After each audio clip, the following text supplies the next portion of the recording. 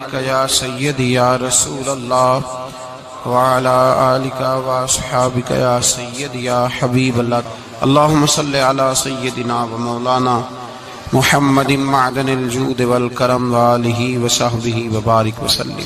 حمد و صلاۃ کے بعد عزیز دوستو، اللہ تبارک و تعالیٰ کے محبوب علیہ الصلوۃ والسلام نے فرمایا ہے کہ اللہ کریم نے جنت کو مشکلات سے ڈھانپ دیا ہے۔ جو مشکل کام ہیں وہ آدمی کو جنت میں لے کے جائیں گے، اور جہنم کو اللہ تعالیٰ نے خواہشات سے ڈھانپ دیا ہے، جن چیزوں میں نفس کو لذت حاصل ہوتی ہے اور انسان کی خواہشات تکمیل پذیر ہوتی ہیں، وہ دوزخیوں کے کام ہیں۔ بخاری مسلم میں لفظ ہیں حجبت النار بالشہوات وحجبت الجنت بالمکارہ، او کما قال صلی اللہ علیہ وسلم۔ تکلیف انسان کے ساتھ رہتی ہے، اس کا روپ بدلتا ہے، عنوان بدلتا ہے، لیکن پس منظر تکلیف کا ہمیشہ رہتا ہی ہے۔ انسان کے دکھوں کے نام بدلتے ہیں۔ کبھی دکھ یہ ہوتا ہے کہ اولاد کوئی نہیں، اور ہونے کے بعد کبھی کبھی یہ دکھ بھی آ جاتا ہے کہ یہ تندرست کیوں نہیں، اور اگر اللہ تعالیٰ صحت دے دے تو پھر کبھی کبھی یہ پریشانی لاحق ہو جاتی ہے کہ یہ تعلیم کیوں نہیں حاصل کر پا رہی۔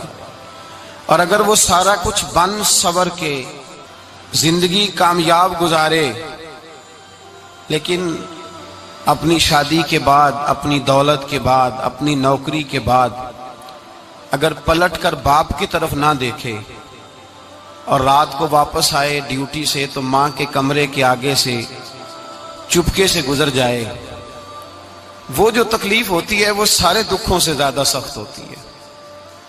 باغ تیرے دی کر کر راکھی میں ساری عمر گزاری، تو جدوں میں باغ پکن تے آیا تے لے گئے اور بپاری، پھر اور تکلیف ہوتی ہے۔ دکھ کا رنگ بدلتا ہے، لیکن دکھ آدمی کے ساتھ رہتے ہیں۔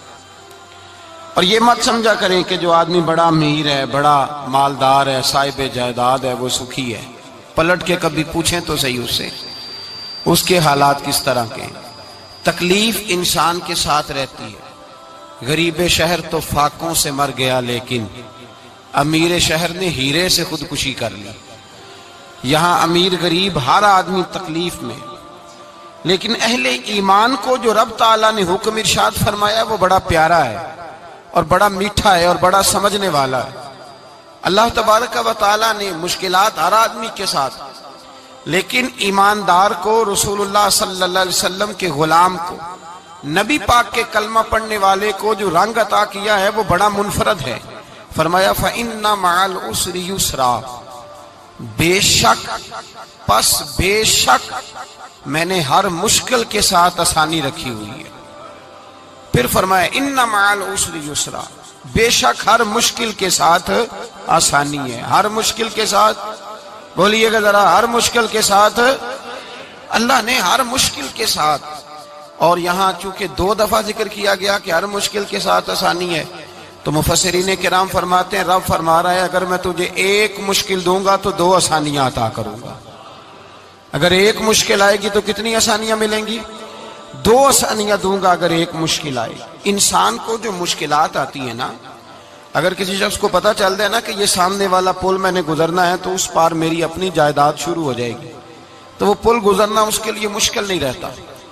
اگر کسی کو پتہ چل جائے کہ بس یہ 2 سڑکیں ہیں میں نے عبور کرنی ہے، پھر میرے لیے سفر آسان ہو جائے، تو وہ جھٹ پٹ گزر جاتا ہے، نہ دھوپ دیکھتا ہے، نہ تھکاوٹ دیکھتا ہے، نہ رش دیکھتا ہے، نہ گاڑیوں کی ریل پیل دیکھتا ہے، گزر جاتا ہے۔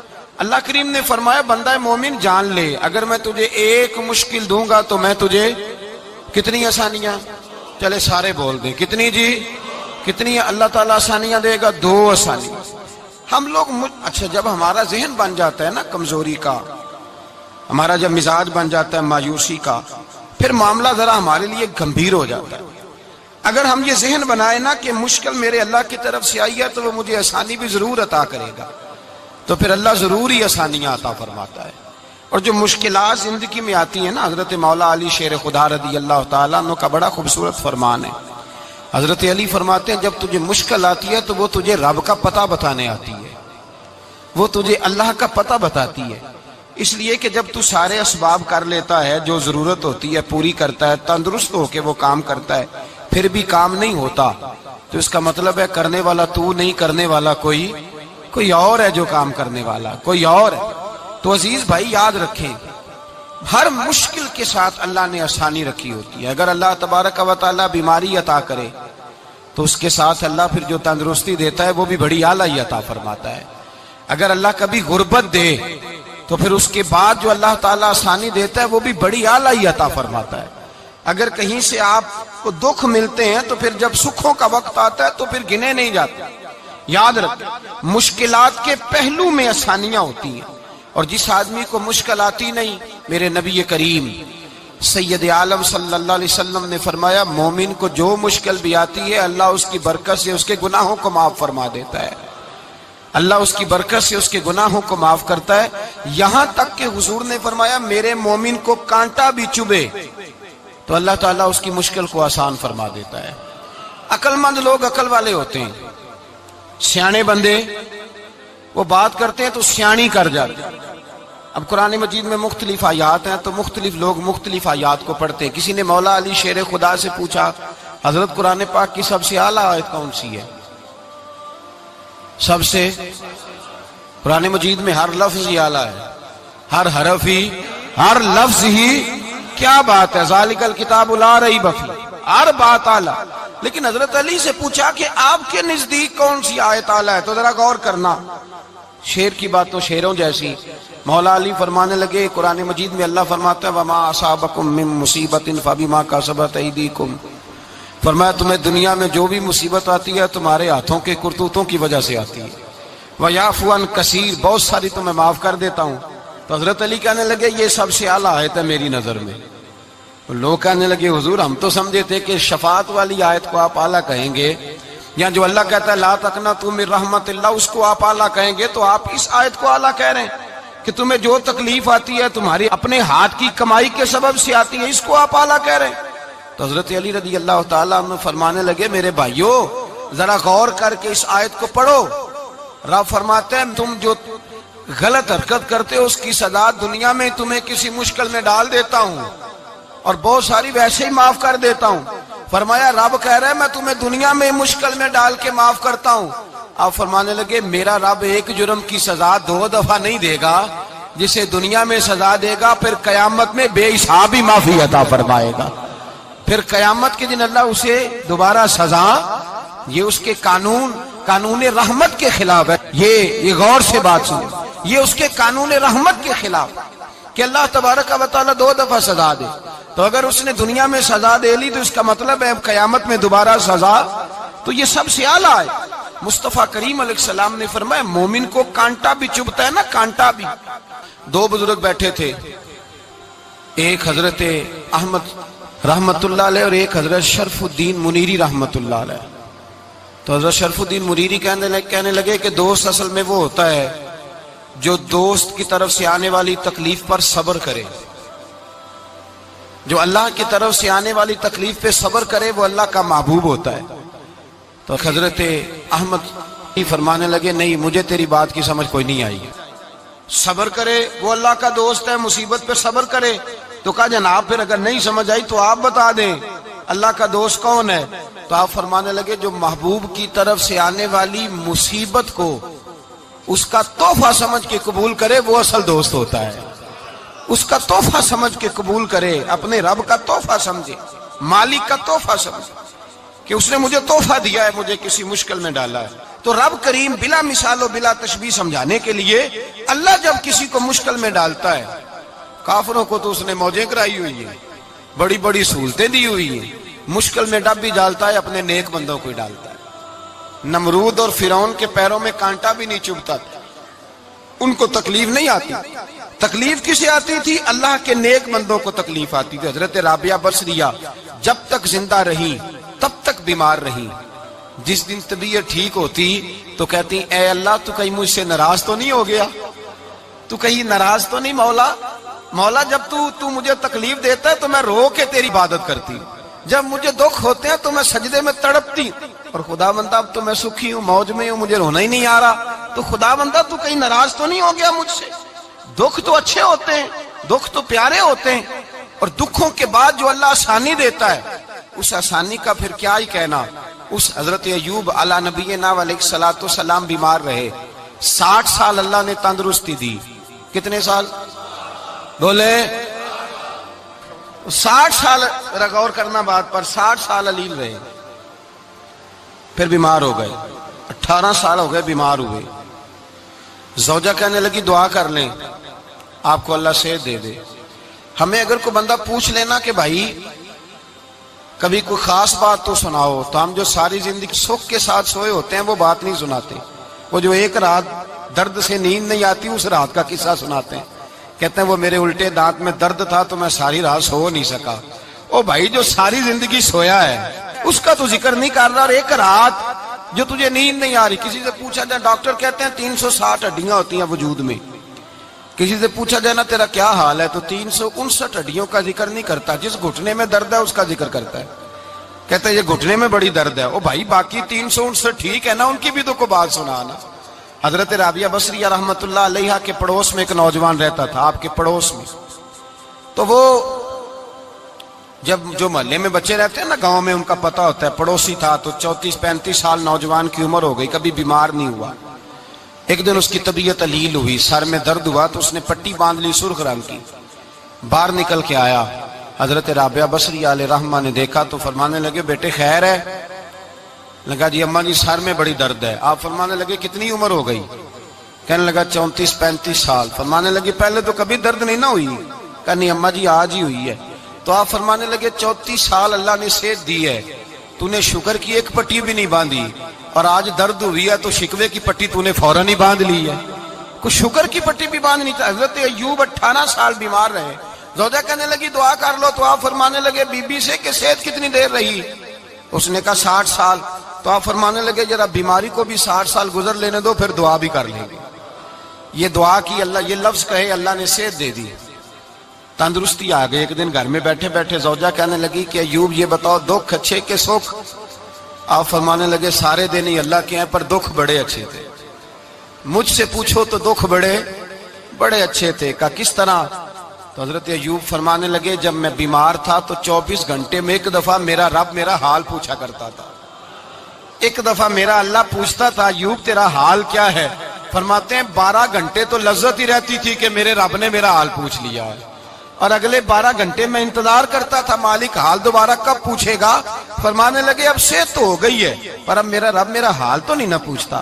بھائی مشکلات جو ہوتی ہیں وہ تو تجھے سجا دیتی ہیں، سوار دیتی ہیں، تجھے یاد آتا ہے کوئی اپنا، جب تجھے درد ہوتی ہے نا، تکلیف ہوتی ہے، پھر تیرا دل کرتا ہے کوئی کندھا ملے جہاں میں سر رکھ کے رہوں۔ پھر اسی لیے تو کسی درویش سے کسی نے پوچھا تھا اپنا کون ہوتا ہے؟ تو کہا جو تجھے دکھ کے وقت یاد آئے وہ تیرا اپنا ہے، جو تجھے عین آزمائش کے وقت یاد آئے اور تجھے اس کا نمبر فوراً تیرے موبائل پہ چلنے لگے وہ تیرا اپنا سجن ہے، جس کو تو دکھ کے وقت یاد کرے۔ تو بھائی مشکلات کے بعد جو اللہ آسانی دیتا ہے، حضرت ابراہیم کو آگ میں بھی پھینکا گیا، حضرت ابراہیم علیہ السلام کو ستایا بھی گیا، نکالا بھی گیا، لیکن جب ان مشکلات سے گزرے تو میرا رب فرماتا ہے وَإِذِ ابْتَلَىٰ إِبْرَاهِيمَ رَبُّهُ بِكَلِمَاتٍ فَأَتَمَّهُنَّ قَالَ إِنِّي جَاعِلُكَ لِلنَّاسِ إِمَامًا۔ کہا جب ابراہیم پورے اترے تو پھر ہم نے انہیں امام بنا دیا۔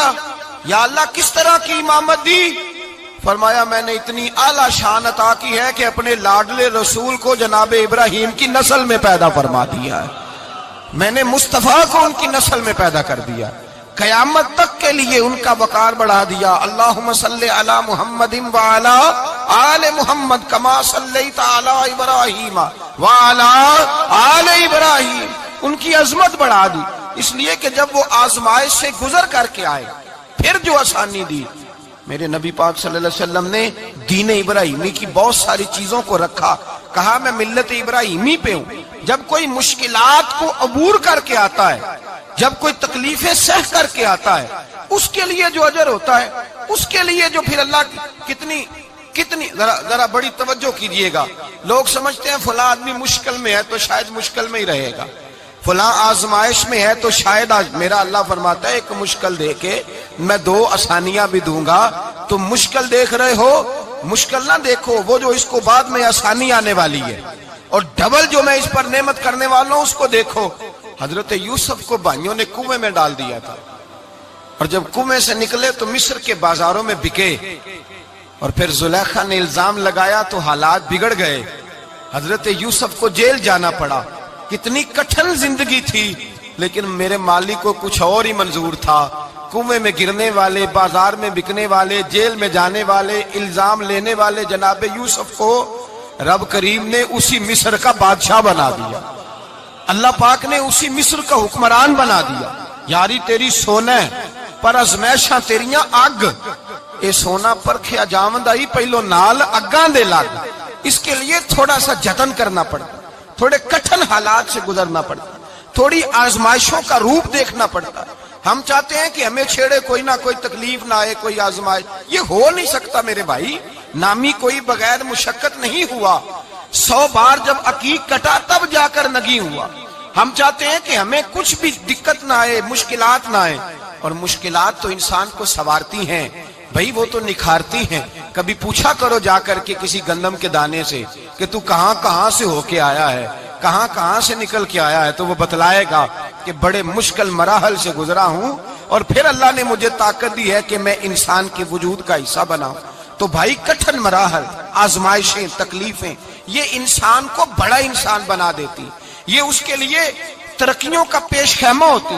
ہمارے جمال پریشان ہو جاتے ہیں، عورتیں خاص کر کے اس بات پہ توجہ کرے، وہ بڑی جلدی غم لے جاتی ہیں، وہ کہتی ہیں جانے میرا کچھ ہوگا ہی نہیں، جانے میرا کچھ ہو ہی نہیں سکتا۔ میرے بھائی درجنوں اور بیسیوں لوگ ایسے ہیں جن کی اولادیں نہیں تھی، لیکن نام ان کا ان سے بھی زیادہ ہے جو بڑے بڑے صاحب اولاد۔ حضرت خواجہ معین الدین اجمیری کو جانتے ہیں آپ لوگ؟ نہیں، جو جانتے ہیں وہ بولے جانتے ہیں جی؟ لو جی، کافی سارے جانتے ہیں، تھوڑے جی رہ گئے نا مگر جانتے ہیں نا خواجہ صاحب کو؟ ان کے کسی بیٹے کو جانتے ہوں؟ نہیں جانتے، نہیں جانتے، نہیں جانتے آپ ان کے بیٹے کو۔ حضرت خواجہ معین الدین اجمیری رحمت اللہ تعالیٰ علیہ کے بیٹے کو نہیں جانتے، لیکن ویسے آپ ہندوستان میں کسی آدمی کو چھیڑ کے دیکھیں، وہ کہے گا میں خواجہ صاحب کا روحانی بیٹا ہوں، میں اولاد۔ حضرت غوث اعظم رضی اللہ تعالیٰ عنہ کی اولاد کو کم لوگ جانتے ہیں، لیکن آپ ویسے کسی کو پوچھ کے دیکھیں 11ویں والا پیر کون ہوتا ہے، ہر آدمی ہاتھ اٹھا کے بتائے گا خدا کے فضل سے ہم پر ہے سایہ غوث اعظم کا، ہمیں دونوں جہاں میں ہے سہارا غوث اعظم۔ لوگ جھوم کے بتلائیں میرے بھائی۔ یہاں لوگ پریشان ہو جاتے ہیں کہ اولاد ہوگی تو یہ ہوگا، فلاں ہوگا تو یہ ہوگا۔ بھائی ایسی کوئی بات نہیں، میرے پاس پیسے ہوتے تو میرا ابا بیماری سے فوت نہ ہوتا۔ جو مالدار ہوتے ہیں تو کیا وہ بچ جاتے ہیں؟ حضرت اسرائیل انہیں چھوڑ جاتے ہیں؟ او خدا کے بندے تو کیسی بات کر رہا ہے؟ یاد رکھ، یہ جو آزمائشیں ہوتی ہیں، یہ جو تکلیفیں ہوتی ہیں، یہ جو تھوڑے سے مشکل حالات ہوتے ہیں۔ حضرت یونس علیہ السلام کی دوستی ہوگی حضرت جبریل امین سے، تو جناب جبریل ملنے آئے۔ حضرت یونس علیہ السلام فرمانے لگے جبریل میرا دل کرتا ہے مجھے اس بندے کی ملاقات کرا جو اللہ کا سب سے زیادہ عبادت گزار بندہ ہے۔ حضرت جبریل امین لے گئے دور دور فلسطین کے علاقے میں، اور لے جا کر ایک بندے سے ملاقات کرائی جس کی دونوں آنکھیں بھی کوئی نہیں تھی، دونوں بازو بھی کوئی نہیں تھی، دونوں پیر بھی کوئی نہیں تھی، اور اس بندے کی زبان پر لفظ بڑا کیا جاری تھے، یا اللہ تیرا شکر ہے، یا اللہ تیرا، بول کے کہیے یا اللہ تیرا، اے اللہ تیرا شکر ہے۔ شکر شکر کر رہا تھا۔ حضرت جناب سیدنا یونس علیہ السلام کہنے لگے میں نے تجھے عبادت گزار کو ملانے کو کہا تھا، تو کہاں لے آیا؟ حضرت جبریل کہنے لگے یا یونس، یہ ہر چیز جانے کے باوجود اپنے رب کی رضا پہ راضی ہے۔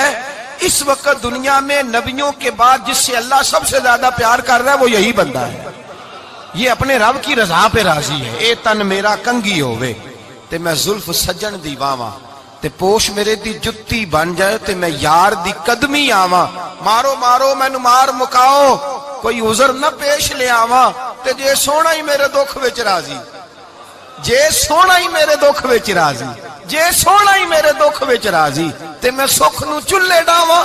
مالک کی جب اس حال میں راضی ہے تو بس ٹھیک ہو گیا، ٹھیک ہو گیا۔ وصل اچھا ہے نہ فراق اچھا ہے، بس جس حال میں محبوب رکھے وہی حال اچھا ہے، بس جس حال میں انہوں نے رکھا بات ٹھیک ہو گئی۔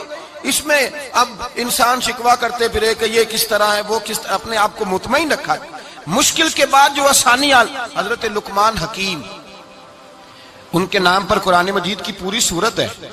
حضرت لقمان حکیم علیہ رحمہ آپ اپنے بیٹے کو نصیحت کر رہے تھے، کہنے لگے بیٹا کو مشکل آئے تو گھبرانا نہیں، کوئی مشکل آئے تو کرے بیٹوں کو سمجھ آ جائے کہ مشکل آئے تو، سمجھ آ رہی ہے بات کی، مشکل آئے تو۔ اور کیا خوبصورت جملے، بیٹے کو بٹھا کے کہتے ہیں بیٹا چھوٹی مشکل آئے گی تو اللہ بڑی مشکلات آسان کر دے گا، سمجھو چھوٹی مشکلات آئیں تو اللہ نے بڑی مشکلیں اس نے آسان کر دی۔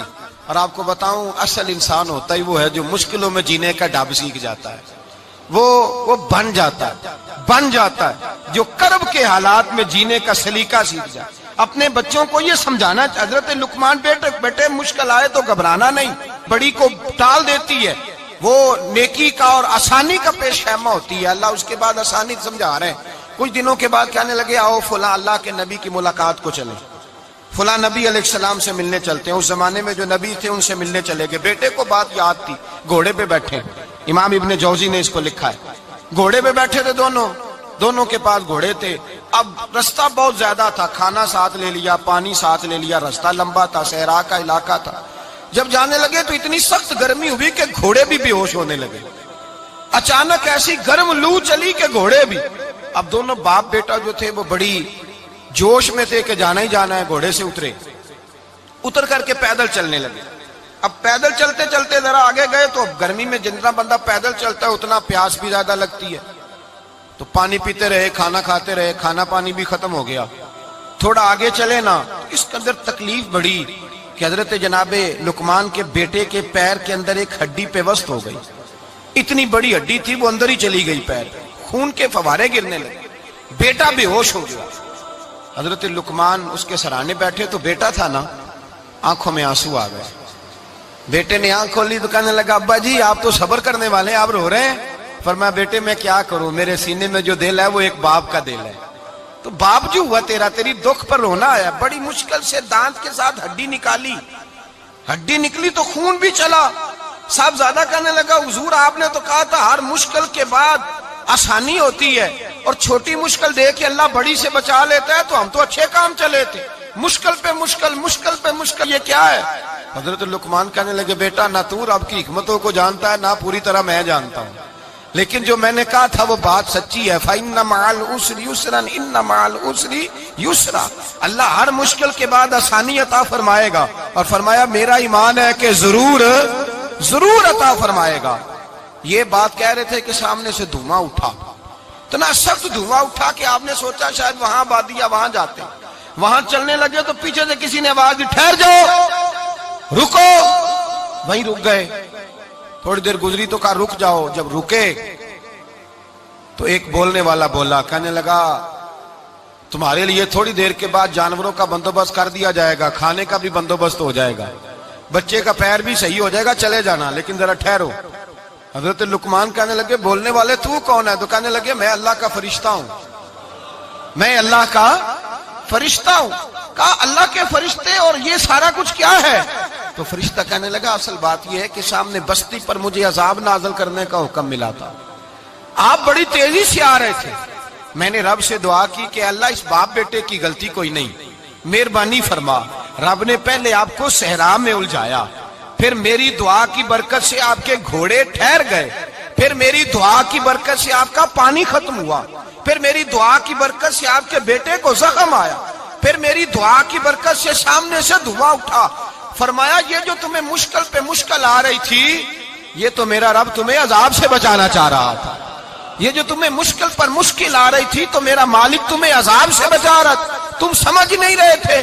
حضرت لقمان نے بیٹے کی طرف دیکھا تو بیٹے کہنے لگے ابا جی بات بالکل سچی ہے، افضل الذکر لا الہ الا لا الہ الا، اور پھر پڑھنے لگے حسبنا اللہ و نعم الوکیل نعم المولا و نعم النصیر، یہ ورد ہونے لگے۔ بھائی جب تجھے مشکل آتی ہے، آزمائش آتی ہے، تو اس وقت سمجھتا ہے پتہ نہیں میرے ساتھ کیا بننے لگا ہے۔ اللہ تبارک و تعالیٰ چھوٹی مشکل دے کے تجھے بڑی سے محفوظ رکھتا ہے، چھوٹی بیماری دے کے تجھے بڑی سے محفوظ رکھتا ہے۔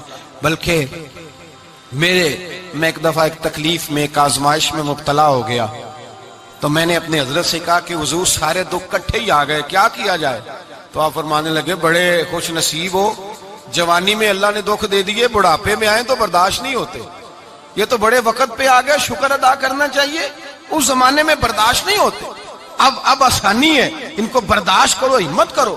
میرے بھائی یاد رکھیں، آزمائشیں، تکلیفیں آپ کو بڑا کرنے کے لیے آتی ہیں۔ ہم آزمائش کو برا جانتے ہیں، دکھ کو برا جانتے ہیں، دکھ تو بڑے پیارے ہوتے ہیں، یہ رونے کا سلیقہ سکھاتے ہیں، یہ اللہ کو منانے کا طریقہ سکھاتے ہیں، یہ مسجد میں جانے کا۔ وہ جو سکھی بندہ ہے نا، سکھی، مجھے ایک صاحب کہنے لگے دو قسم کے لوگ مدینے سے آتے ہیں، مدینہ شریف پوچھنے لگے، کہنے لگے حضرت جی دو قسم کے بندے ہیں، کچھ واپس جاتے ہوئے تڑپ رہے ہیں، کچھ تصویریں کھینچ رہے ہیں رخصتی کے وقت، فرق کیا ہے؟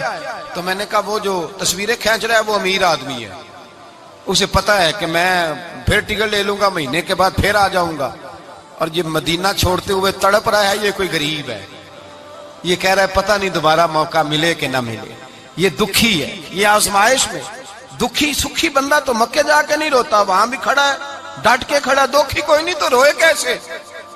روئے کیسے؟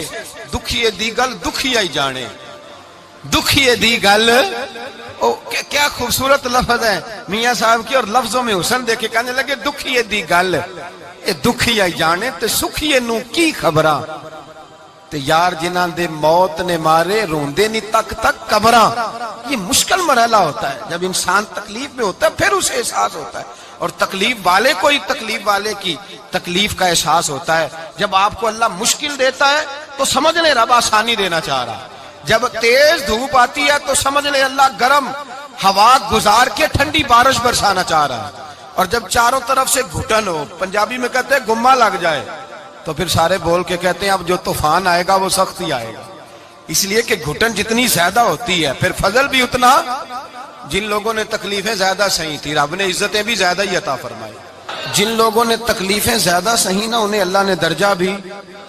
حضرت بلال حبشی نے بڑی تکلیف سہی، مارا کرتا تھا امیہ، بڑا مارتے تھے، اتنا مارتے تھے کہ موٹے، آپ نے کبھی دیکھے ہیں دیہاتوں میں موٹے موٹے پائے ہوتے تھے، چار پائیوں کے، موٹے موٹے بان کی چار پائیاں اور بڑی چار پائیاں کافر بچھا کے بیٹھ جاتے، اور حضرت بلال حبشی کے پیر ان کے نیچے رکھ دیتے، ہاتھ ان کے نیچے رکھ دیتے، آگ لوہا گرم کر کے اس کے اوپر ننگے بدن لٹا دیتے۔ مکے نے بڑی آزمائشیں دیکھی، پھر اسی مکے نے، مدینے نے عجیب رنگ دیکھا کہ میرے نبی معراج سے واپس آئے، اور حضور نے عظمت دی، فرمایا بلال یار تیرا بڑا مقام ہے، تو مدینے میں چل رہا تھا اور میں جنت میں تیرے قدموں کی آواز سن رہا تھا، کتنا تیرا مقام ہے، کتنا تیرا درجہ، میں وہاں تیرے چلنے کی آواز سن رہا تھا۔ حضرت ابو بکر صدیق رضی اللہ تعالیٰ عنہ نے اس زمانے میں حضور کی نوکری کی جب دوسرا جانثار کوئی نہیں تھا، سارے لوگ تانے دیتے، کہتے ابو بکر تو اکیلا ہی سیاںا ہے، سارا مکہ مخالفت کرتا ہے، تو جان ہی نہیں چھوڑتا، سارا زمانہ مخالفت کرتا۔ ابو بکر صدیق نے مال بھی دیا، جان بھی دی، شہزادی حضرت عائشہ بھی دی حضور کی خدمت میں، ہر چیز لٹا دی۔ دنیا کو پتا اس دن چلا جس دن میرے رسول پاک صلی اللہ علیہ وسلم مسجد نبی میں بیٹھے تھے، درجنوں صحابہ تھے، حضور نے فرمایا ابو دردہ کو تو بلاؤ۔ جناب ابو دردہ حاضر ہوئے تو کہتے ہیں حضور کا چہرہ دیکھا تو ناراضگی ہے چہرے پہ، میں نے دیکھتے ہی کہا حضور آپ مجھ سے ناراض ہیں؟ حضور نے فرمایا ہاں میں ناراض ہوں۔ جب یہ لفظ کہے تو میں کانپنے لگا، حضور ناراض ہو گئے؟ میں نے کہا یا رسول اللہ میری غلطی۔ تو نبی پاک نے فرمایا تو میرے ابو بکر کی عظمت نہیں جانتا؟ حضور جانتا ہوں۔ حضور کیا ہوا؟ نبی پاک نے فرمایا کل تو گلی میں گزر رہا تھا، ابو بکر بھی گزر رہا تھا، تو نے سوچا ہی نہیں تو میرے ابو بکر کے آگے آگے چل رہا تھا؟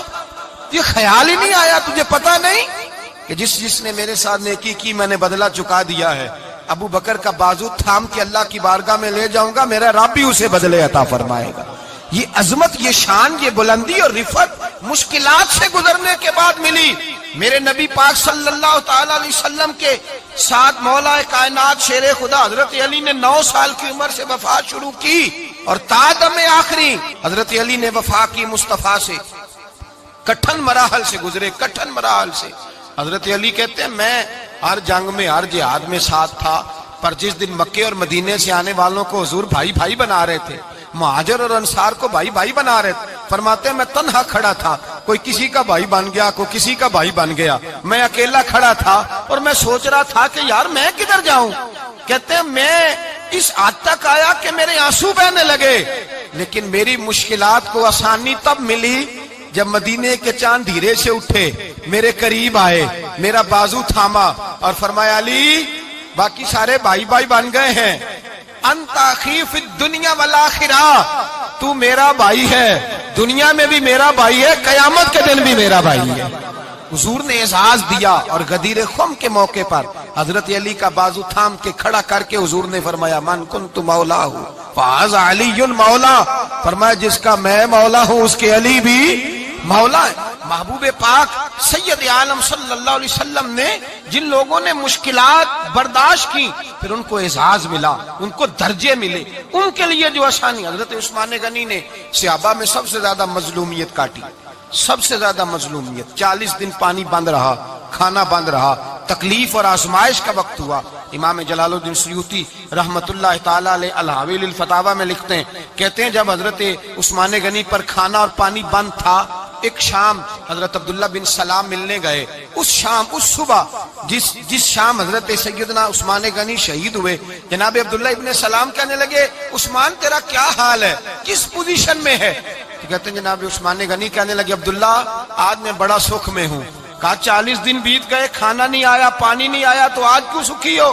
فرمانے لگے آج مدینے کی سامنے والی گلی میں میں نے مصطفیٰ کا دیدار کیا ہے، اور نبی پاک صلی اللہ علیہ وسلم نے فرمایا عثمان اگر تو کہے تو تیرے لیے پانی کا بندوبست کر دیا جائے، تیری مشکل آسان ہو جائے، اور اگر تو کہے تو تیرے لیے وہ آسانی کی جائے کہ آج تو میرے پاس آ کے روزہ افطار کر لے. تو حضرت عثمان غنی کہنے لگے میں نے مصطفیٰ سے عرض کیا حضور مجھے یہاں کا شوق نہیں چاہیے، مجھے وہ آسانی چاہیے جو آپ کے پاس افطار سے ملے گی. فرمانے لگے آج میں رخصت ہو جاؤں گا، افطار رسول اللہ کے پاس کروں گا. حضرت عبداللہ ابن سلام فرماتے ہیں پھر اس شام حضرت عثمان شہید ہو گئے. لوگ کہنے لگے عثمان شہید ہو گئے، اور میں کہنے لگا نہیں، انہوں نے جا کے نبی پاک کے دسترخوان پہ روزہ افطار کر لیا ہے.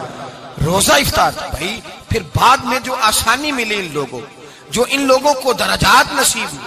کٹھن حضرت عبداللہ مزنی حضور کے غلام تھے، قبیلہ مزن کے رہنے والے، والد فوت ہو گئے، چچا نے پالا تھا، اسلام قبول کر لیا. چچا اسلام کا بڑا دشمن ہے، حضور کا نام آئے تو جلال کرتا ہے، حسد اور بغض میں جل جاتا ہے، بڑی اسلام کے ساتھ دشمنی اور عناد رکھتا ہے. حضرت عبداللہ کہتے ہیں پہلے تو میں عشق رسالت کو دباتا رہا، پھر یہ چنگاری شعلہ بن گئی، پھر کہ یہ ہلکا سا جذبہ سمندر اور صحرا کا روپ دھار گیا. فرماتے ہیں ماں تھی اور میں تھا، میں گیا جا کے چچا سے کہا میں نہیں رہ سکتا. کہاں جائے گا؟ تو میں نے دھیمے لہجے میں کہا میں مدینے جاؤں گا، اب میں رسول اللہ کے مدینے جاؤں گا، اب میرا گزارا نہیں ہوتا، اب میں جاؤں گا. کہتے ہیں چچا کہنے لگا اچھا تو وہاں جائے گا، تجھے میں نے پالا، میں نے پوسا، وہ مکان میں نے تجھے بنا کے دیا، تیری جیب میں جو پیسے ہیں میرے دیے ہوئے ہیں. کہتے ہیں میں نے کہا چچا میں سارا کچھ سوچ کے آیا ہوں، مکان بھی تو رکھ لے، پیسے بھی رکھ لے. کہتے ہیں اس نے ہر چیز رکھوا لی. جب پلٹنے لگا تو چچا کہنے لگا جو کپڑے تو نے پہنے ہیں یہ بھی میں نے خرید کے دیے تھے. حضرت عبداللہ فرماتے ہیں میں نے وہ کپڑے بھی اتار کے دیے. برہنہ حالت میں میں ماں کے پاس گیا اور میں نے کہا اماں میں پہلے بھی تو ننگا پیدا ہوا تھا، تو نے ہی کپڑے پہنائے تھے، میرا پھر بدن ننگا ہو گیا ہے، کپڑے دے دے. کہتے ہیں 2 بیویوں والے کپڑے اماں نے دیے، ایک میں نے تامت باندھ لی، دوسرا اوڑھ لیا اور مدینے پہنچا. کہتے ہیں جب میں ٹھنڈی رات مدینے پہنچا تو کالے رنگ کے حبشی غلام حضرت بلال دودھ کا پیالہ لیے کھڑے تھے، ہاتھ میں کھجوریں تھی، کمبل تھا. کہنے لگے آجا آجا، مصطفیٰ نے فرمایا تھا قبیلہ مزن سے میرا غلام آ رہا ہے، میں ساری رات سے تیرا انتظار کر رہا ہوں. حضرت جناب سیدنا عبداللہ رضی اللہ تعالیٰ عنہ فرماتے ہیں میری مشکل آسان ہوئی. فرماتے ہیں مجھے مدینے میں اعزاز مل گیا، مجھے عزت مل گئی، ہر آدمی میری قدر کرنے لگا. گویا بزرگ کہتے ہیں کہ حضرت عبداللہ دعا کرنے لگے کہ اے اللہ تو نے مجھے بڑی شان دی ہے مصطفیٰ کی گود میں، اگر اسی رحمت کے چھاؤں میں پردہ کر جاؤں تو میری بات بن جائے گی. حضرت عبداللہ کا وصال بھی رسول اللہ کی گود میں ہی ہو گیا. گود میں، نہ کوئی رشتہ دار، نہ کوئی تعلق دار، نہ کوئی ہمسایا اپنا، نہ کوئی چچا، نہ کوئی ماموں، شہر میں تنہا اسی کسے دے کچھ نہیں جے لگ دے تے نہ کوئی ساڈا دردی، تنہائی۔ جنازہ اٹھا تو اٹھانے والے کون ہیں؟ ابو بکر صدیق، فاروق اعظم، عثمان غنی، مولا علی، حسنین کریمین جنازے میں شامل۔ میرے رسول پاک صلی اللہ علیہ وسلم نے جنازہ پڑھایا، دیکھو مشکل کاٹی تھی تو آسانی کا رنگ دیکھو، آسانی کا انداز دیکھو۔ حضرت سیدنا ابو دردہ رضی اللہ تعالیٰ عنہ ارشاد فرماتے ہیں مدینے میں رواج تھا کہ جب قبر میں اتارنے لگتے تھے تو قریبی رشتہ دار اتارا کرتے تھے، پر عبداللہ کا تو رشتہ دار ہی کوئی نہیں تھا مدینے میں، کون اتارے؟ فرمایا جب قبر میں اترنے لگے تو حضرت ابو بکر صدیق اور حضرت عمر فاروق اتر گئے کہ ہم قبر میں اتارتے ہیں۔ رسول اللہ نے فرمایا تم باہر نکلو، تم کیوں قبر میں گئے ہو، باہر آؤ۔ کہتے ہیں ہم باہر آئے تو اللہ کے رسول اندر گئے۔ فرمایا کون کہتا ہے اس کا کوئی نہیں، میں جو موجود ہوں۔ کون کہتا ہے کوئی نہیں؟ فرمایا رکھو میرے ہاتھوں پہ۔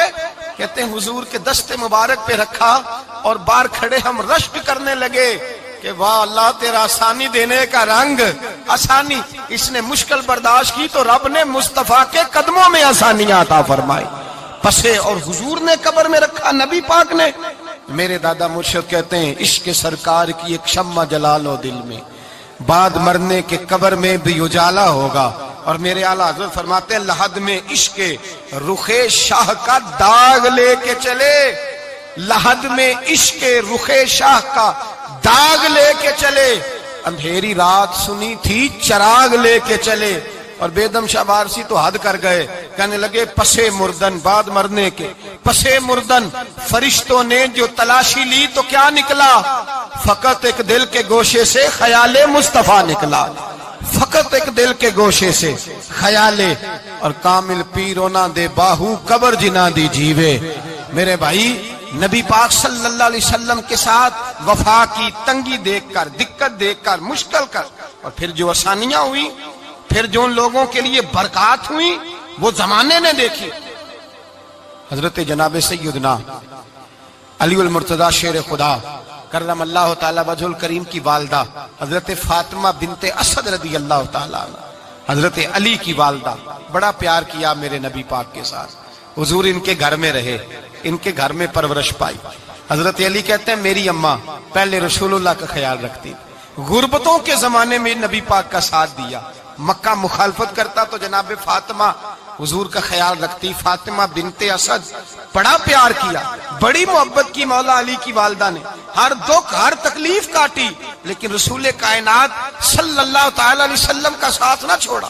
اور یہاں تک روایات میں ملتا ہے کہ جناب فاطمہ الزہرا جب بیعہ کے ان کے گھر گئیں تو باہر سے سودا لا کے دیتی، حضرت فاطمہ سے بڑا پیار کرتی، بڑی محبت، مشکلات میں ساتھ دیا۔ جب وصال ہوا تو فرماتے ہیں کوہرام مچ گیا مدینے میں، لوگ منتیں کرتے تھے کہ حضور کا ایک بال مل جائے تو قبر میں بخشش کا سامان ہو جائے گا۔ رسول پاک نے فرمایا جب جناب علی کی والدہ کو غسل دے لو تو کفن پہنانے سے پہلے میرے پاس آنا۔ کہتے ہیں جب غسل دے لیا تو عرض کی حضور غسل ہو رہا ہے، کفن کا کیا کرنا ہے؟ حضور اندر گئے، قمیض بدلی اور جو کرتا پہنا ہوا تھا اتار کے دیا۔ فرمایا وہ علی کی ماں نہیں میری ماں ہے، اس نے میرے لیے بڑی تکلیفیں سہی ہیں، بڑی مشکل دیکھی ہے۔ فرمایا اس طرح کرو میرے کرتے میں اسے کفن دو۔ حضور نے جنازہ پڑھایا، اپنے کرتا لباس مبارک میں کفن دلایا۔ پھر جب وہ دفن ہوئی تو حضور قبر پہ کھڑے ہوئے، کھڑے ہو کے فرمایا اے اللہ اپنے سارے نبیوں کے وسیلے سے اور میرے وسیلے سے میری اماں کی بخشی فرما دے۔ پھر جو آسانیاں ملی ان لوگوں کو تو ان کی قبروں تک آسانیاں ملی، پھر ان کو قیامت تک کے لیے آسانیاں ملی جنہوں نے مشکلات کو دیکھا۔ اور بھائی جو سوئے رہے، جو آرام کرتے رہے، جنہوں نے مناسب ہی نہ سمجھا کوئی کٹھن مرحلہ طے کرنا، جنہوں نے کہا نا نا نا نا ہم تو سکھ کے ساتھی ہیں، ہم تو سکون کے ساتھی ہیں، بھائی ہم تو سلوٹ کے ساتھی ہیں، جب موجیں لگیں گی تو دوڑ کے پہنچیں گے، کہیں گے ہمارا بھی تعلق بنتا ہے، ہماری بھی رشتہ داری ہوتی ہے، ہمارے بھی رابطے ہوتے ہیں، پھر دوڑ کر کے پہنچیں گے۔ اصل ساتھی وہ ہوتا ہے جو دکھ کا ساتھی ہوتا ہے، آزمائش کا ساتھ، مشکلات تجھے اونچا اڑاتی۔ حضرت سلمان فارسی کہتے ہیں میں نبی پاک کی تلاش میں نکلا تھا، حضور کی تلاش میں نکلا، اور میں نے کئی سال حضور کو ڈھونڈا، کبھی ایک دروازے، کبھی ایک دروازے، کبھی دوسرے دروازے، کبھی تیسرے دروازے۔ فرماتے میں شہزادہ تھا، پر بکتا بکاتا مدینے آیا، میں نے نبی پاک کی تلاش میں یہودیوں کی غلامی بھی کی، تیری تلاش میں پھرا میں جنگل پہاڑ اور دشت میں۔